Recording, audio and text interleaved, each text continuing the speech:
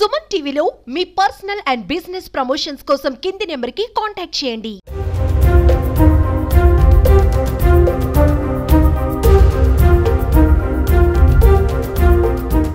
Welcome to Suman TV. ఇప్పటికే ఆంధ్రప్రదేశ్లో వర్షం బీభత్సం కనిపిస్తుంది. తాజాగా విశాఖ వాతావరణ కేంద్రం మరో హెచ్చరికను జారీ చేసింది.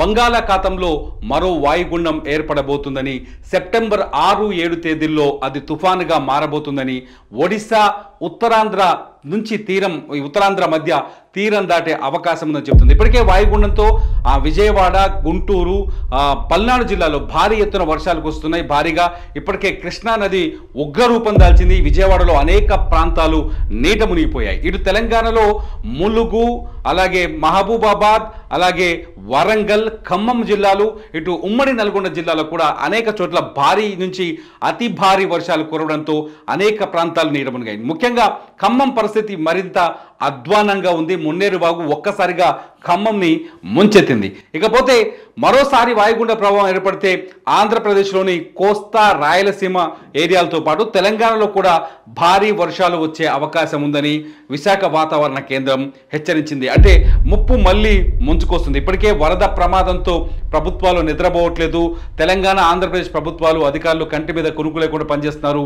మరో తుఫాను ఏర్పడితే ఇది అతిపెద్ద సమస్యగా మారే అవకాశం ఉందనేది స్పష్టంగా అర్థమవుతుంది. వాయుగుండం ప్రభావంతో దక్షిణ కోస్తా, రాయలసీమలో భారీ వర్షాలు కురవచ్చని చెప్తుంది.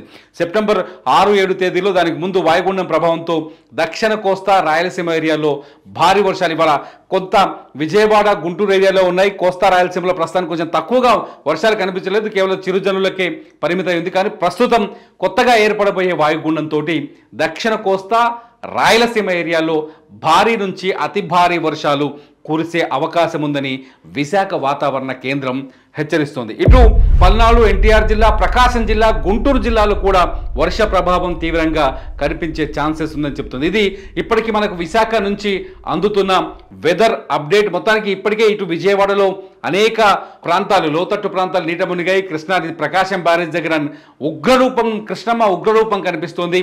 అనేక ప్రాంతాల్లో సహాయక చర్యలు చేపట్టింది ప్రభుత్వం. స్వయంగా ముఖ్యమంత్రి నారా చంద్రబాబు నాయుడు సహాయక చర్యల్లో పాల్గొన్నారు.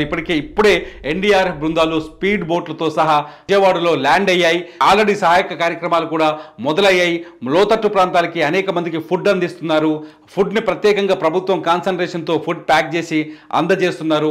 అనేక చోట్ల సహాయ కార్యక్రమాలు కనిపిస్తున్నాయి. చాలా ప్రాంతాల్లో మెడ వరకు నీళ్లు ఉన్న ప్రాంతాలు కూడా కనిపిస్తాయి. ముఖ్యంగా సింగ్ నగర్ చాలా ఎక్కువగా ఎఫెక్ట్ అయినట్టుగా కనిపిస్తుంది. సింగ్ నగర్లో ప్రస్తుతం సీఎం చంద్రబాబు పర్యటిస్తున్నారు. ఇటుపోతే ఖమ్మం జిల్లాలో, తెలంగాణలో ఖమ్మంలో భారీగా వర్షపాతం నమోదైంది. భారీ కుండపోత వర్షంతో ఒక్కసారిగా మున్నేరు వాగు ఉప్పొంగింది. ఖమ్మంలో అనేక ప్రాంతాలు నీట మునిగాయి. ఖమ్మంలో ముఖ్యంగా ప్రకాష్ నగర్, బొక్కలగడ్డ, అలాగే శారదీ నగర్, మామిళ్ళగూడెం, దానవాయిగూడెం ఈ ఏరియాల్లో మున్నేరు వాగుని తట్టుకోలేని పరిస్థితి ఉంది. ఈ ఏరియాలో బీభత్సంగా వరద కనిపిస్తుంది. సో మరోసారి ఇంకొక బంగాళాఖాతంలో మరో వాయుగుండం ఏర్పడితే ఈ ప్రాంతాలు మళ్ళీ ఎఫెక్ట్ అయ్యే అవకాశం కనిపిస్తుంది. ఇప్పటికే ప్రభుత్వాలకు హెచ్చరికలు జారీ అయ్యాయి. వాతావరణ శాఖ అందరినీ అలర్ట్ చేస్తుంది. చూస్తూనే ఉండండి సుమన్ టీవీ అప్డేట్ న్యూస్ కోసం.